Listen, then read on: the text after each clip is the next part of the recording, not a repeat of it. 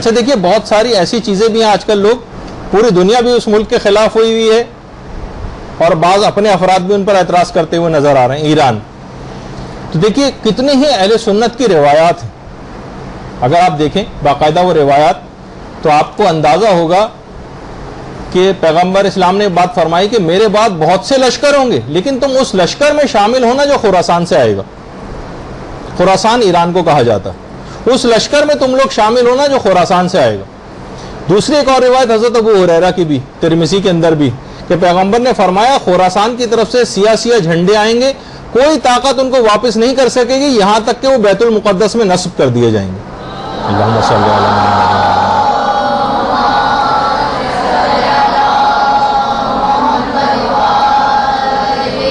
یہ سارے حوالے لکھے ہوئے ہیں. حافظ ابن کثیر نے نیچے نوٹ لکھا ہے کہ سیاہ جھنڈے وہ نہیں جو ایک مرتبہ ابو مسلم خراسانی لے کر آیا تھا جس نے بنو امیہ کا ملک چھین لیا تھا، بلکہ یہ دوسرے جھنڈے ہیں جو امام مہدی کے عہد میں ظاہر ہوں گے. اور پیغمبر نے یہ بھی فرمایا، صوبان سے روایت ہے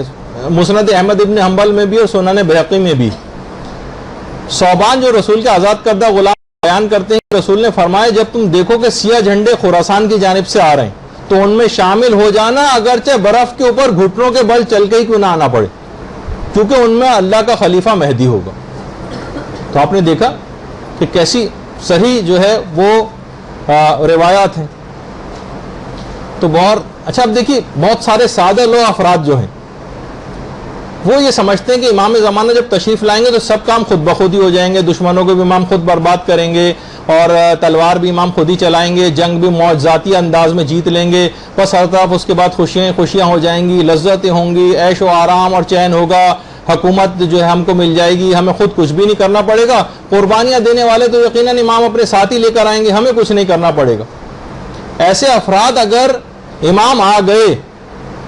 امام اگر یہ فکر رکھنے والے جن کو کرنا کرانا کچھ نہیں اور صرف یہ عیش و آرام کا انتظار کر رہے ہیں، ان کا رویہ ان کوفیوں کے رویوں کی طرح سے ہو جائے گا جنہوں نے خود امام حسین کو بلایا تھا، منتیں کی تھی، لیکن جب وقت عمل آئے تو لوگ اپنے گھروں میں دبک کے بیٹھ گئے تھے اور کوئی کام کر کے نہیں دیا تھا. بلکہ بہت سی روایتوں میں یہ بات آئی ہے کہ جب اس وقت امام زمانہ تشریف لائیں گے تو یہ ایسے بہت سارے افراد جو بے عمل قسم کے ہوں گے، جو کرنے کرانا جن کو کچھ نہیں، کہیں گے کہ یبنا سیدہ واپس تشریف لے جائیے، ہمیں آپ کی کوئی ضرورت نہیں.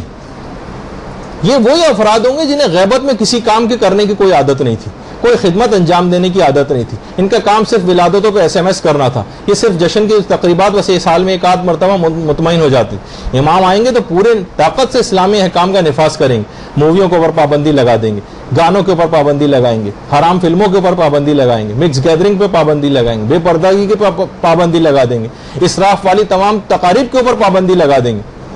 عیاشی کی زندگی گزارنے پر پابندی لگائیں گے. باقاعدہ میں ملتا نہیں کہ امام سادہ زندگی گزارنے کا عہد لیں گے. ایسے افراد جو بھی سب چیزیں دیکھیں گے کہیں گے مولا واپس تشریف لے جائیے. تو بہرحال ڈریں کہ کہیں ہمارا عمل ان کوفیوں کی طرح سے نہ ہو جائے کہ جنہوں نے امام کو اس زمانے میں خطوط لکھے تھے اور ہم آج جو ایک لحاظ سے دیکھا جائے تو جو ہم عریضے لکھ رہے ہیں کہیں کوفیوں کے خطوط کی طرح سے نہ ہو جائیں. وہ بھی کہہ رہے تھے کہ مولا آئیے آئیے اور پھر ساتھ نہیں دیا تھا. ہم بھی عریضوں میں لکھ رہے ہیں مولا آئیے آئیے اور کرتے کراتے کچھ بھی نہیں. تو علماء یہ فرماتے ہیں کہ دیکھیے واقع کربلا جو ہوا تھا اس میں ہر طبقہ زندگی کے لیے عبرتیں اور مثالیں. جس شخص نے جو کردار اس زمانے میں امام حسین کے ساتھ واقع کربلا میں انجام دیا تھا، جو اپنے زمانے میں جو آدمی جو کیریکٹر پیش کر رہا ہوتا ہے وہی ایسا ہی ہے جیسے اس زمانے میں امام حسین کے دور میں ہوتے تو آپ وہی کیریکٹر پیش کرتے.